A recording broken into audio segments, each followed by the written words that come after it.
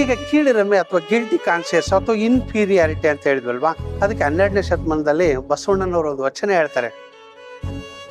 ಕಲ್ಲು ದೇವರು ದೇವರಲ್ಲ, ಮಣ್ಣು ದೇವರು ದೇವರಲ್ಲ, ಪಂಚಲೋಹದಿಂದ ಮಾಡಿದ ದೇವರು ದೇವರಲ್ಲ, ಕಾಶಿ ರಾಮೇಶ್ವರ ಗೋಕರ್ಣ ಕೇದಾರ ಮುಂತಾದ ಪುಣ್ಯಕ್ಷೇತ್ರಗಳಲ್ಲಿರುವ ದೇವರು ದೇವರಲ್ಲ, ತನ್ನ ತಾನರಿತು ತಾನ್ಯಾರೆಂದು ತಿಳಿದೊಡೆ ತಾನೇ ದೇವನೋಡ ಕೂಡಲ ಸಂಗಮ ದೇವ.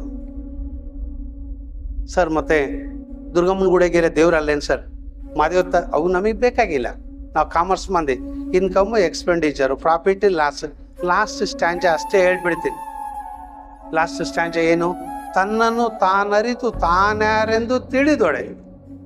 ಅಂದರೆ first self realisation, self actualisation, self esteem. ನಾನು ಯಾರು ಸರ್? ನೀವು ಯಾರು? ನೀವು ಯೂನಿವರ್ಸಿಟಿ ಪ್ರೊಫೆಸರ್ ಅಲ್ವಾ? ಅದು ಅಲ್ಲ, ಅದು ಇಟ್ಟ ಹೆಸರು.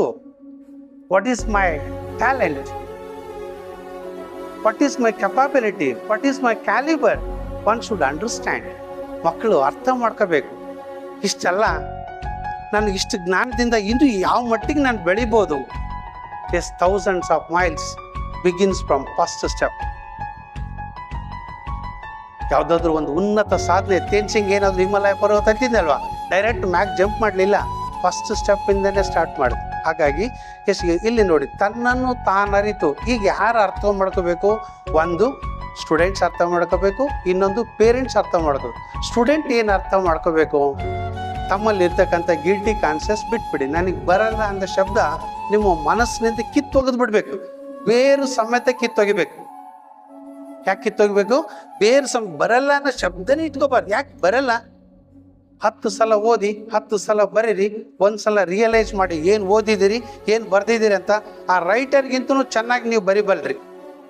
ನಾನು I am giving 100% surety about it. ಯಾಕಂದರೆ ನಾನು ಒಂದು ಗ್ರಾಮೀಣದಿಂದ ಬಂದಿರತಕ್ಕಂಥ ವಿದ್ಯಾರ್ಥಿ. ನಿಮ್ಮ ಕಷ್ಟಗಳೇನಿದಾವಲ್ಲ, ಆ ಕಷ್ಟಗಳನ್ನೇ ಅಲ್ಲ. ನಾನು ಆಗಲೇ ಹೇಳಿದೆ, the size of your problem is nothing. ನೀವೇ ಅದನ್ನು ದೊಡ್ಡದು ಮಾಡ್ತಾ ಇದ್ದೀರಿ. ಆಗಿದೆ, ಹೀಗಿದೆ, ಹಾಗಾಗ್ತಾ ಇದೆ, ಹೀಗಾಗ್ತಿದೆ, ನಾನು ಕುಳ್ಕಿದ್ದೀನಿ, ನಾನು ಕಪ್ಪಗಿದ್ದೀನಿ, ನಾನು ಡುಮ್ಗಿದ್ದೀನಿ, ನಾನು ಏರ್ಸಿಲ್ಲ. ಇವೆಲ್ಲ ಸಮಸ್ಯೆಗಳಲ್ಲ. ನಿಜವಾದ ಸಮಸ್ಯೆಗಳು ಅವು ಏನು ಅಂತಕ್ಕಂಥದ್ದು ನೀವು ರಿಯಲೈಸ್ ಆಗಬೇಕು. ಒಂದು